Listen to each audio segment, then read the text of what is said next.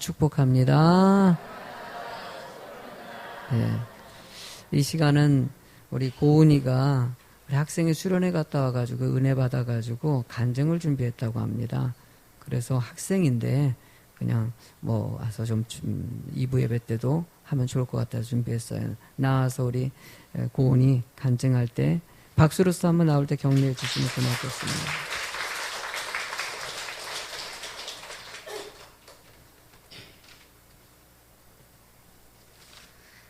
기도드리시겠습니다. 하나님, 이 자리에 부족한 영혼이 서 있습니다.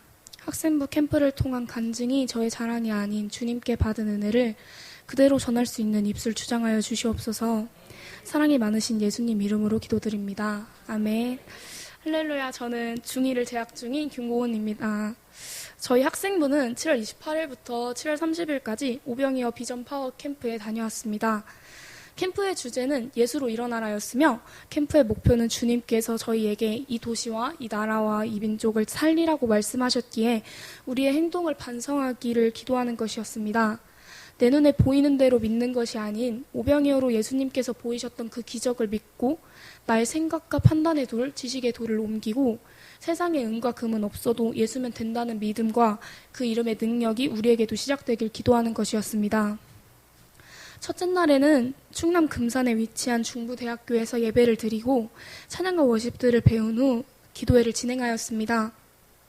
기도회를 통하여 캠프를 시작했고 이 캠프 가운데 우리 학생부들의 모습이 변화되길 기도하였으며 저희는 다른 교회와 어울려 송이라는 조끼리 예배를 드렸습니다. 저녁에는 야곱의 축복을 부르신 찬양사역자 김희식 목사님의 찬양 콘서트를 즐기며 기도하고 서로 친해지는 친교의 시간을 가졌습니다. 하지만 첫째 날에는 저에게 너무나도 큰 캠프였기 때문에 부담스럽고 익숙하지 않아서 많이 힘들었습니다. 둘째 날에는 아침 식사를 하고 예배를 드렸습니다. 예배를 드리는 가운데 저희 팀 송이들은 저와 많이 친하지 않아서 고생을 많이 했습니다. 예배 시간에 화장을 하는 사람들, 예배 시간 도중에 밖으로 나가는 사람들과 정말 크게 욕을 퍼붓는 사람도 있었습니다. 하지만 주님께서는 저에게 그들을 어느 정도 이해할 수 있는 마음을 주셔서 긍정적인 마음을 가지고 예배를 드릴 수 있게 되었습니다. 예배를 드린 후 저희는 손은유 사모님이 이끄시는 비전 파워라는 찬양팀과 함께 예배를 드렸습니다. 정말 신나는 찬양과 워십들을 배우고 찬양의 가사를 묵상할 수 있는 시간이었습니다. 찬양이 끝난 후 저희는 기도했습니다. 예배를 드리던 나의 모습과 생각, 주님을 의심했던 죄악을 쫓아 지내던 모습들을 회개하고 무언극을 보게 되었습니다. 무언극에서는 주님께서 우리를 창조하시고 좋은 것들만 보여주셨지만 죄악에 빠져 돈과 명예를 쫓고 자해를 하며 자살의 위기까지를 보여주고 그제서야 주님께 기도하려 하자 우리와 주님 사이에 막힌 죄와 사망의 벽 때문에 너무나도 큰 고통을 맞이하게 됩니다. 하지만 주님께서는 그 고통 가운데 저희를 구원하시는 모습이 표현됩니다. 곧바로 십자가에 못 박히시는 주님의 모습이 동영상으로 진행되었습니다. 상상도 못할 정도로 끔찍하고 슬퍼서 눈물을 흘리고 주님 앞에 회개하게 되었습니다.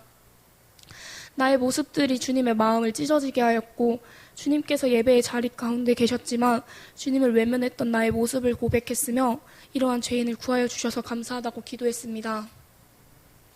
그 이후 둘째 날 저녁 십자가 기도회를 진행하였습니다. 십자가 기도회는 십자가 목걸이를 받고 금식을 작정한 후 강단에 올라앉아 기도를 하고 십자가 앞에서 내 자신을 결단하는 시간이었습니다. 저는 1년 동안 십자가 목걸이를 착용하고 3일 금식을 작정하였으며 강단에 앉아서 무릎 꿇고 주님께 기도했습니다. 많은 학생들이 강단에 앉아 있었고 어느 정도 시간이 흘러 저희는 고백하는 시간을 갖게 되었습니다. 순교하셨던 장로님들과 성도님들을 따라하며 하나님, 제가 이러한 행동을 해서 지금 드리는 중고등학생 예배가 망했습니다라고 고백하게 되었습니다. 학생들이 하나둘 일어나 수련회 때 술과 담배를 했고 음란에 빠져 살았다고 고백하는 사람들이 대부분이었습니다. 나는 어떻게 고백해야 할까 고민하던 도중 제가 떠올린 것은 주님을 의심했던 제 모습입니다. 그래서 저는 일어나며 주님을 믿는다고 고백했지만 주님의 존재를 의심했고 누구보다 주님을 많이 원망했다고 고백했습니다. 저는 그 자리에서 하염없이 눈물을 쏟아내고 주님께 더욱더 간절히 기도했습니다. 그 이후로도 주님께서 기도하는 마음을 주셔서 기도하고 기도하며 주님 앞에 저의 모습을 더욱더 간절하게 회개했습니다. 그렇게 둘째 날이 가고 마지막 날이 너무나도 빨리 찾아왔습니다. 마지막 날에는 밥을 먹고 폐회 예배를 드린 후 발기도회를 진행하였는데, 발기도회는 송이끼리 발을 잡고 먼저 기도하며 중학생, 고등학생, 선생님 순으로 송이 상관없이 기도를 드리는 것이었습니다. 처음에는 맨발로 서 있던 나의 모습이 너무나도 창피하고 부끄러웠지만 시간이 지날수록 발을 잡고 기도해 주시는 손길에 눈물을 흘렸습니다. 저는 중학생이었기에 먼저 기도했고, 고등학생들과 선생님들의 발을 잡고 기도할 때에는 그들의 모습을 보며 여러 가지 교훈과 기도 제목들, 그리고 이들을 사랑으로 품어야 한다는 생각이 떠올라 간절히 기도했습니다. 기도회가 끝난 후에는 말씀 카드를 뽑게 되었는데, 말씀 카드를 뽑기 전 저는 남은 2019년을 살며 주님께서 저에게 주시는 말씀이 은혜롭게 실천되게 해달라고 기도했습니다. 제가 뽑은 말씀은 신명기 15장 10절, 너는 반드시 그에게 줄 것이요 줄 때에는 아끼는 마음을 품지 말 것이니라. 이로 말미암아 내 하나님 여호와께서 내가 하는 모든 일과 내 손에 닿는 모든 일에 내게 복을 주시리라 라는 말씀이었습니다. 이 말씀을 통하여 저는 아낌없이 나눠주기를 결심했습니다. 마지막으로 기도할 때에는 저희 교회 학생부가 교회의 기둥이 되어 이 민족과 이 열방과 이 세상을 변화시킬 수 있는 믿음 되게 해달라고 기도했습니다. 또한 여기서 받은 은혜를 잊고 사는 것이 아니라 습관과 싸워 승리할 수 있도록 기도했습니다. 이렇게 2박 3일간의 오병이어 비전 캠프를 마치게 되었습니다. 캠프 둘째 날 작정했던 금식을 집에 돌아와서 시작한 학생들이 있었는데, 금식도 성도님들의 많은 관심과 기도 덕분에 무사히 잘 마치게 되었습니다. 학생부를 위해서 기도해 주신 담임 목사님과 성도님들, 함께 수고해 주신 부목사님과 부장님, 그리고 선생님들께 다시 한번 감사드립니다. 앞으로도 학생부에 많은 관심과 격려와 기도 부탁드립니다. 감사합니다.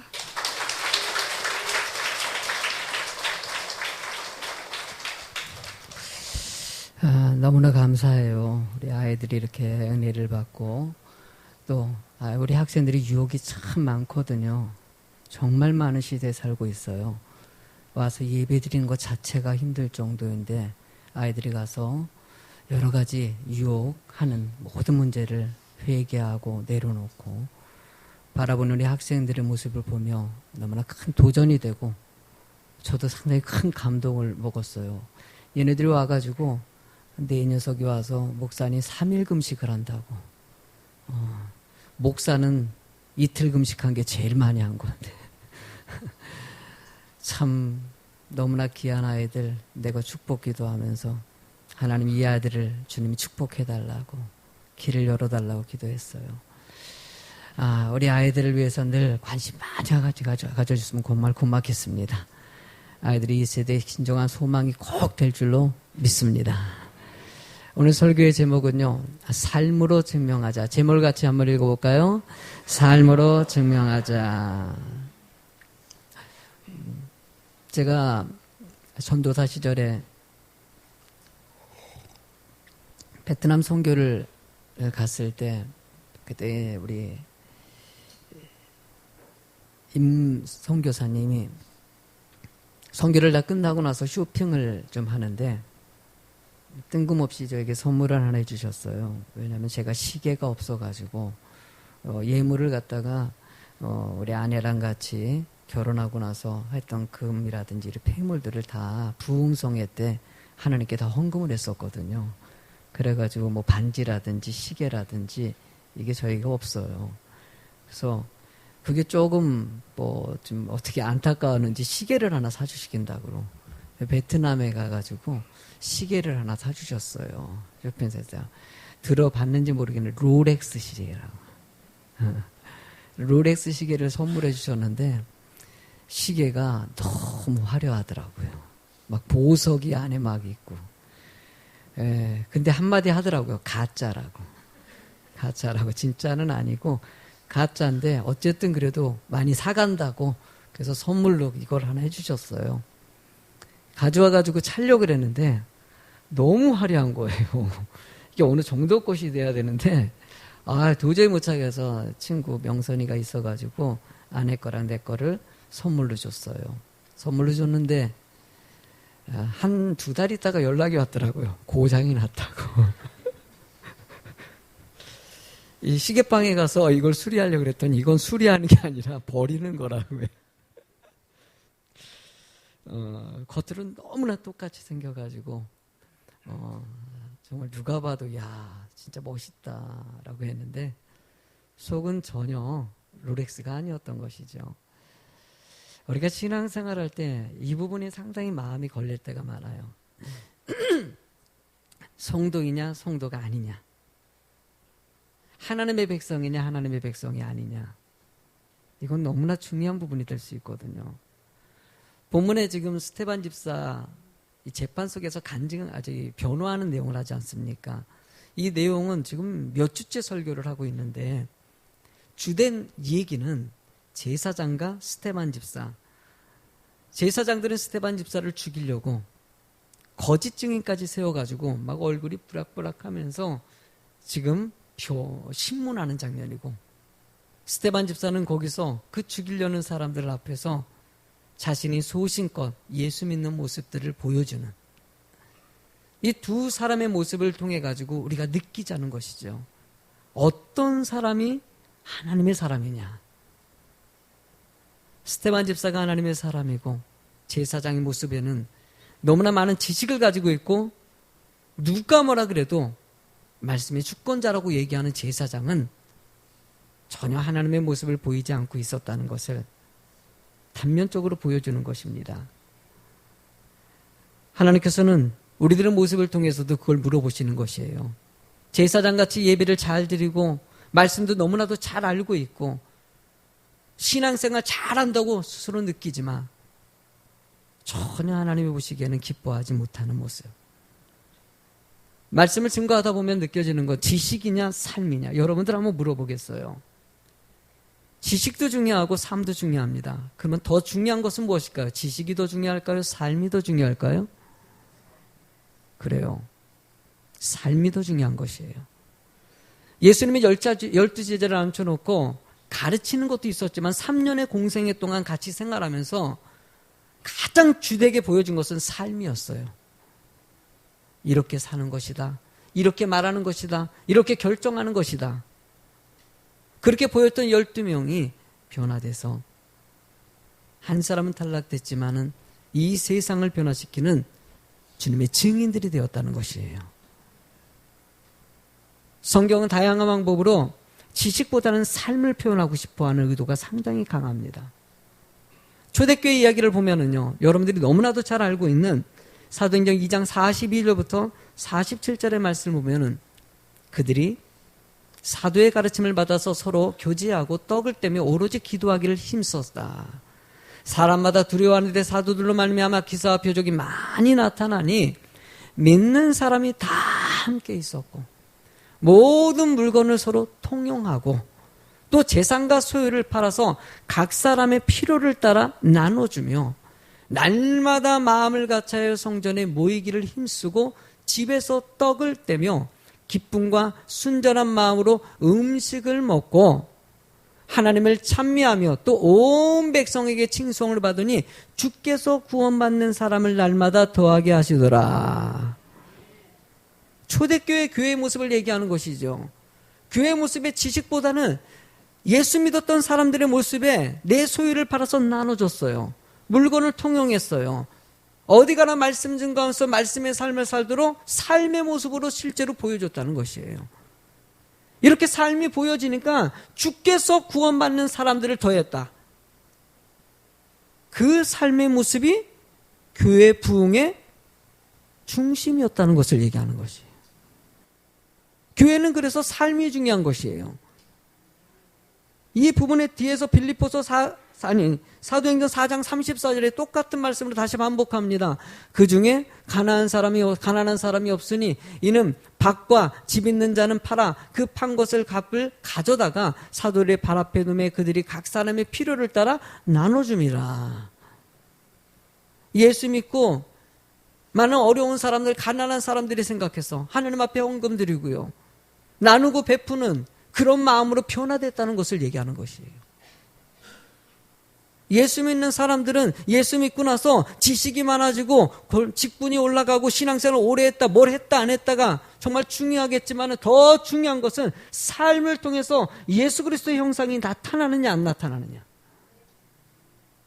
이것을 놓친다면 모든 것을 놓치는 것이 될 수 있다는 것이에요.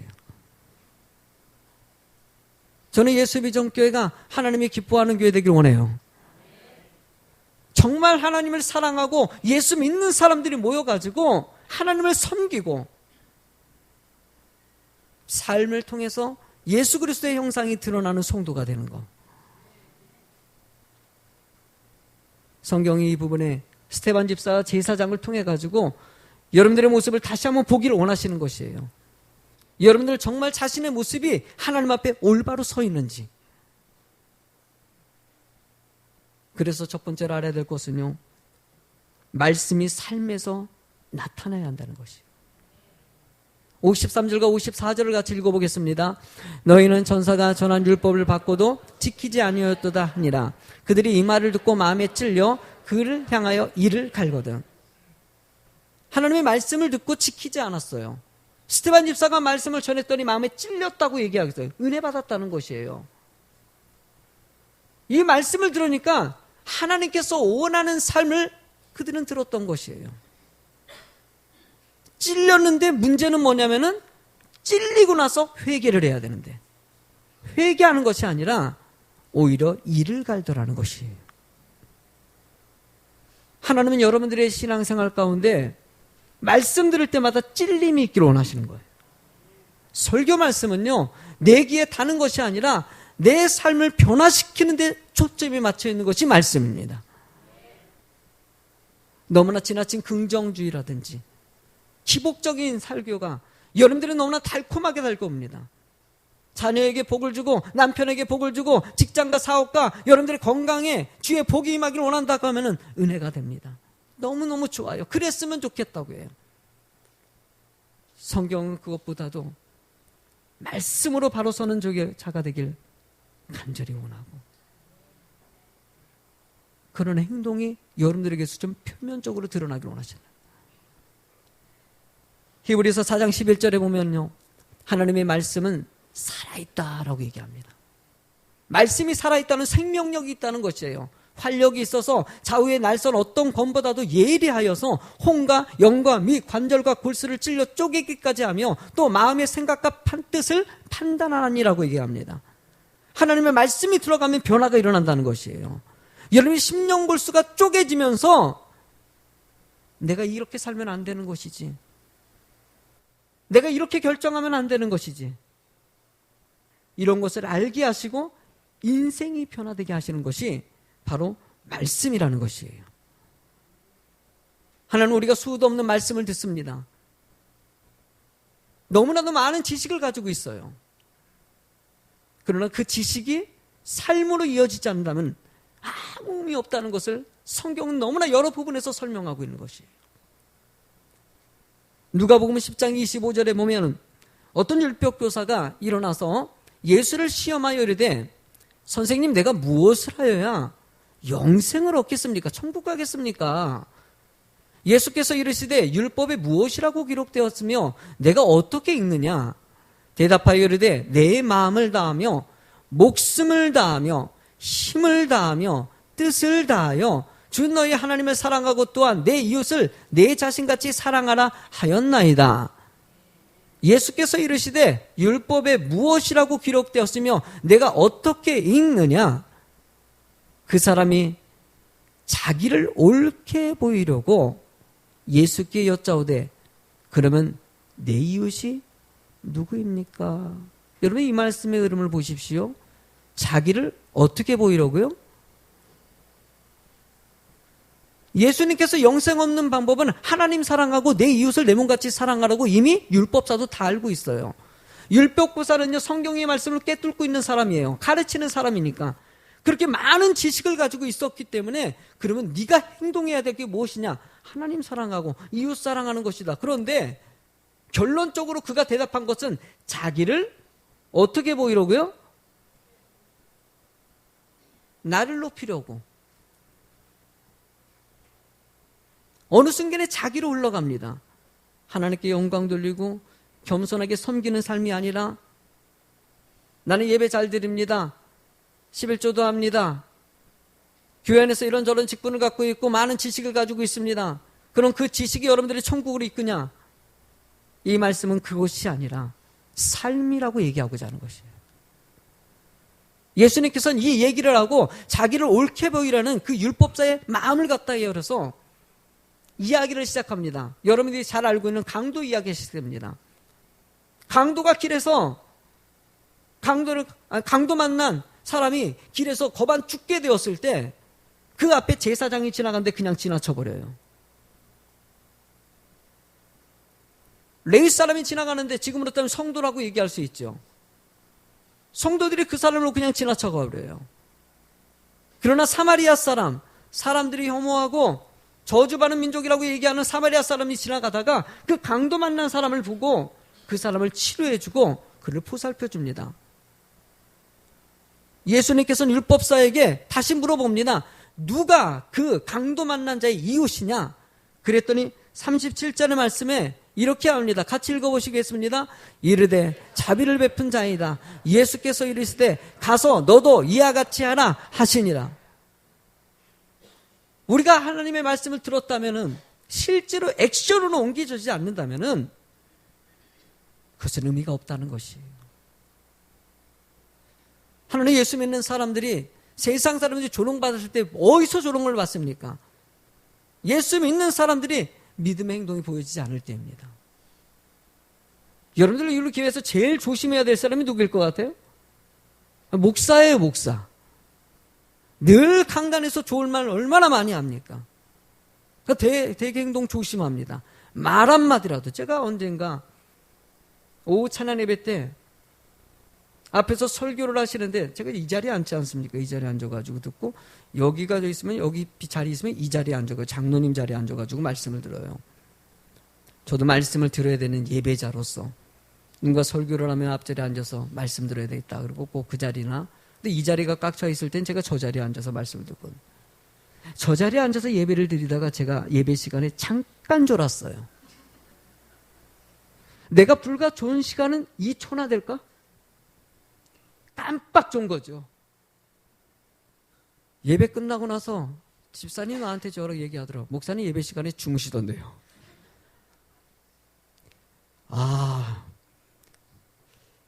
그냥 들어오더라고요.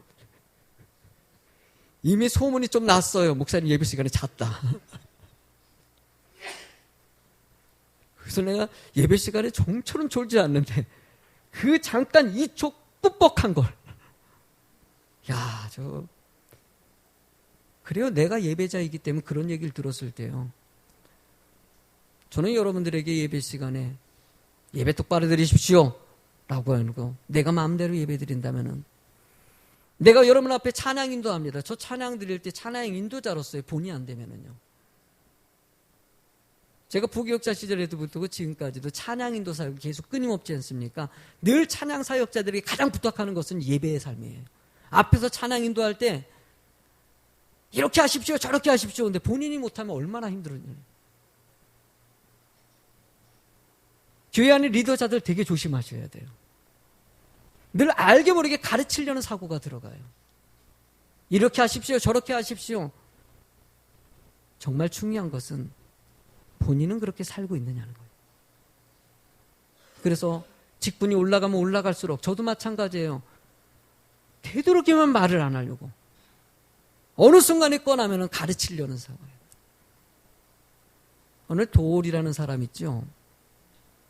기독교에 대해서 지식적으로 판단하는. 그리고 도올이라는 사람하고요. 명륜 스님이라는 분하고 두 분이서 대담하는 것을 대체 저분들끼리는 무슨 대담을 할까.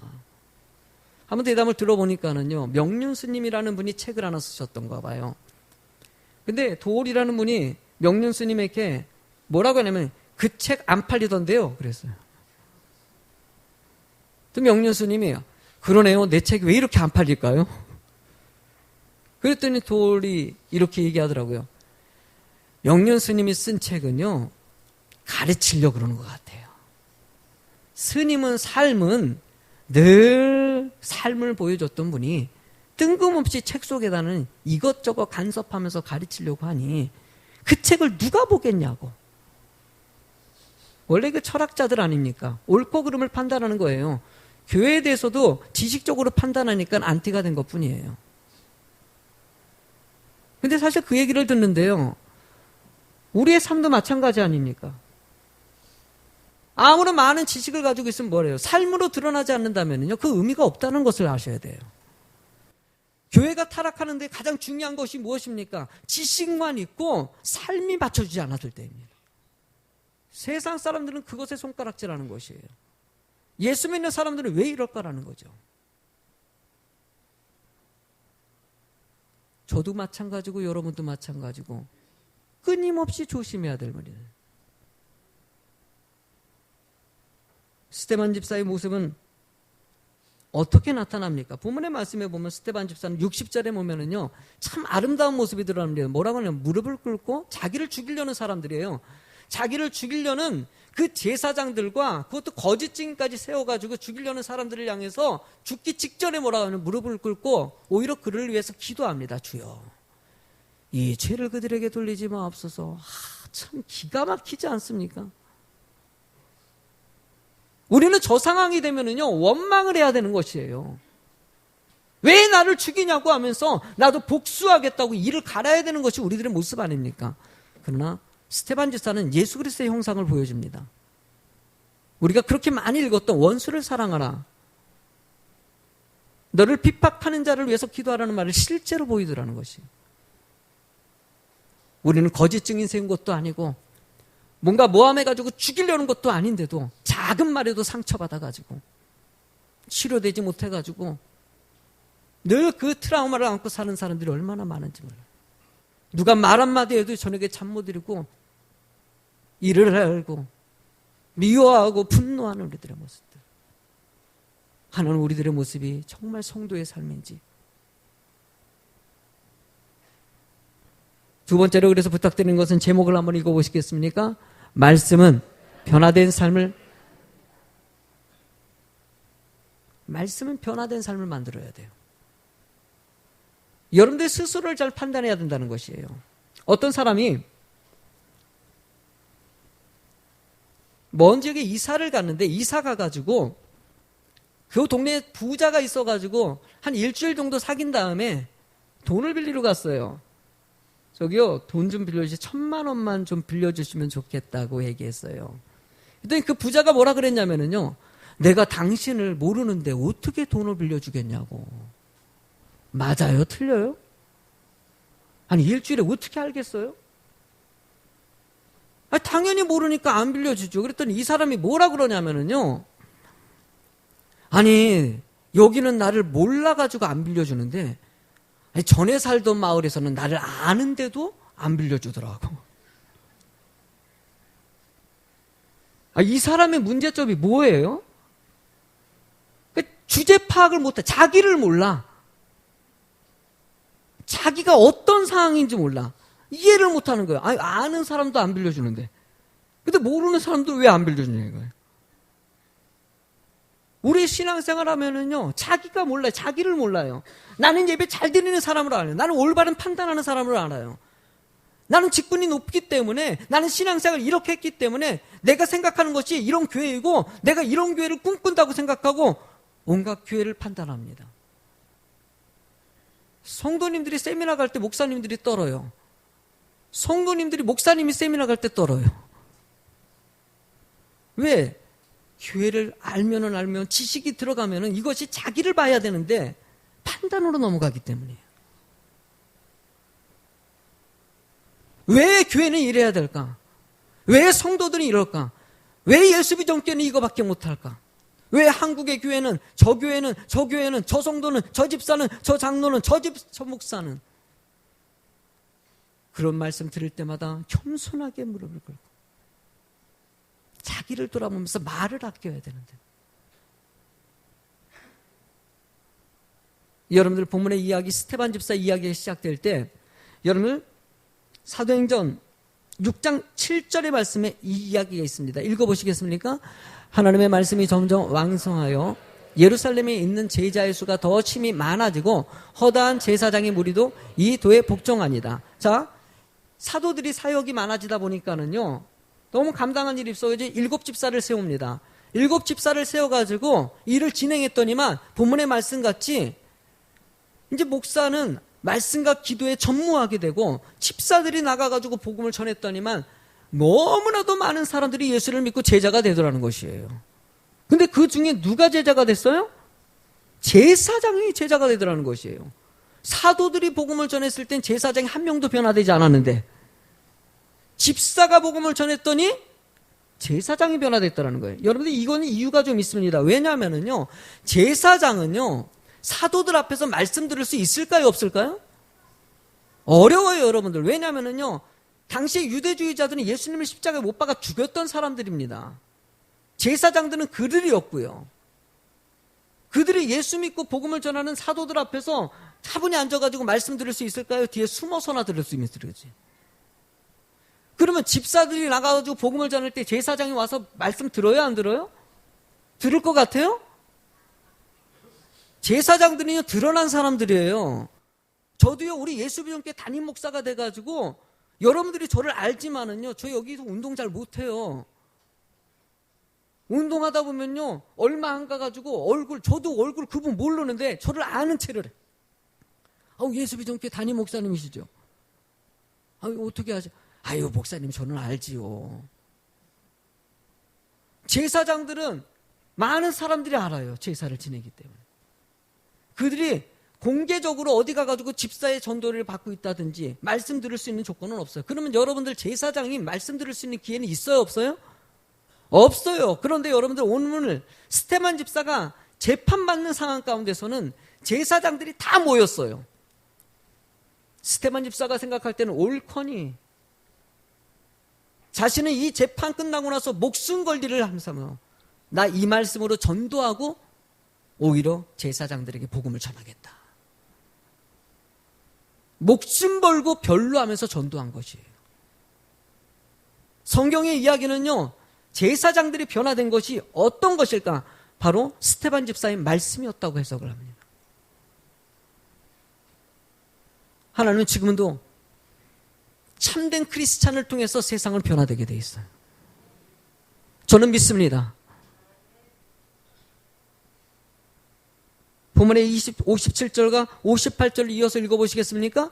그들이 큰 소리를 지르며 길을 막고 일제히 그에게 달려들어 성 밖으로 내치고 돌로 칠세 증인들이 옷을 벗어 사울이라고 하는 청년의 발 앞에 두니라. 여러분의 본문의 이야기 속에 제사장의 이름도 다 등장하지 않고 모든 이름이 등장하지 않는데 유일하게 이름 등장하는 사람이 있어요. 누구예요 지금요? 사울이 등장합니다. 사울이 누구입니까? 바울이에요. 여러분들 사도행전은 누가 썼습니까? 누가가 썼어요. 누가는요, 바울 사도가 죽기 전에 가장 옆에서 힘이 되어가지고 옆에 있었던 사람이 누가입니다. 그러면 사도행전을 집필할 때 그 내용 속에는 바울의 마음이 다 담겨져 있는 것이에요.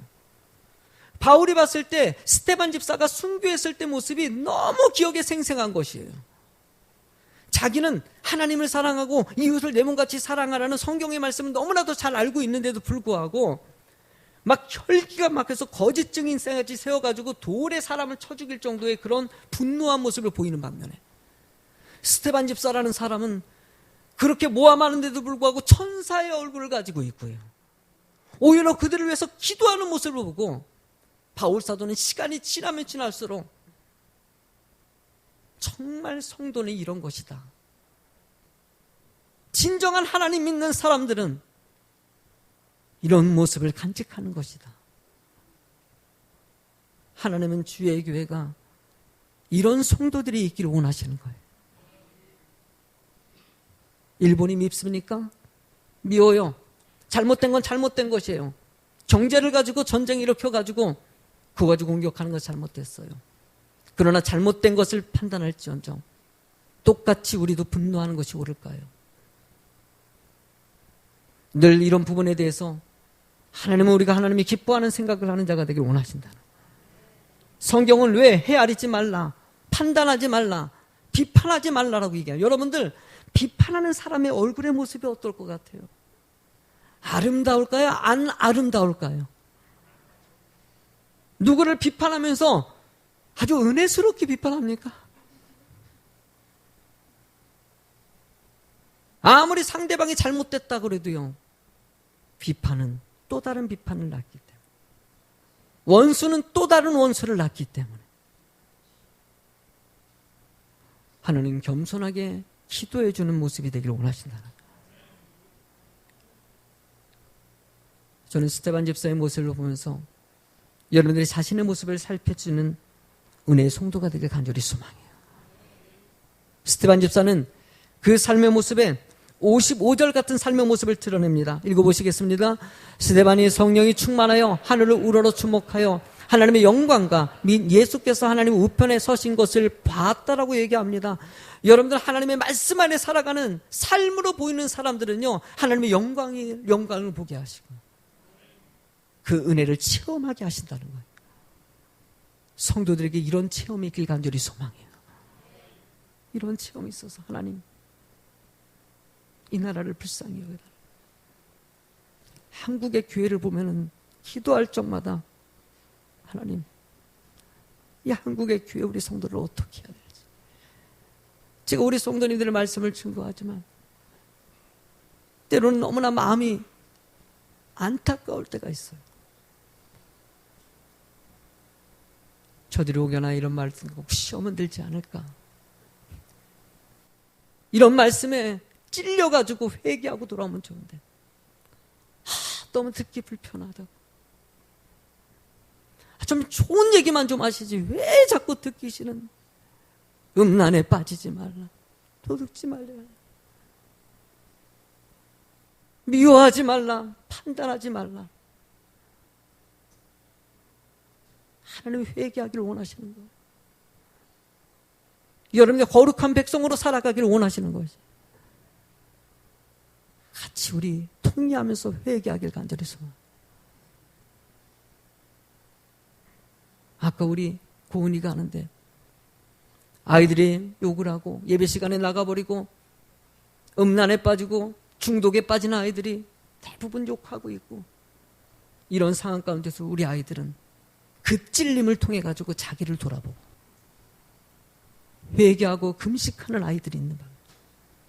중간에 도망가 버린 아이들도 있었다는 거예요. 나는 여러분들이 도망치는 사람이 되는 것이 아니라 말씀 안에 바로 서서 회개하는 주의 성도가 되길 원합니다. 59절과 60절을 같이 읽어보시겠습니다. 그들이 돌로 스데반을 치니 스데반이 부르짖어 이르되 주여 내 영혼을 받으시옵소서 하고 무릎을 꿇고 크게 불러 이르되 주여 이 죄를 그들에게 돌리지 마옵소서, 이 말을 하고 자니라. 우리 같이 찬양하겠습니다. 우리에게 소원이 하나 있네. 우리 이 찬양 때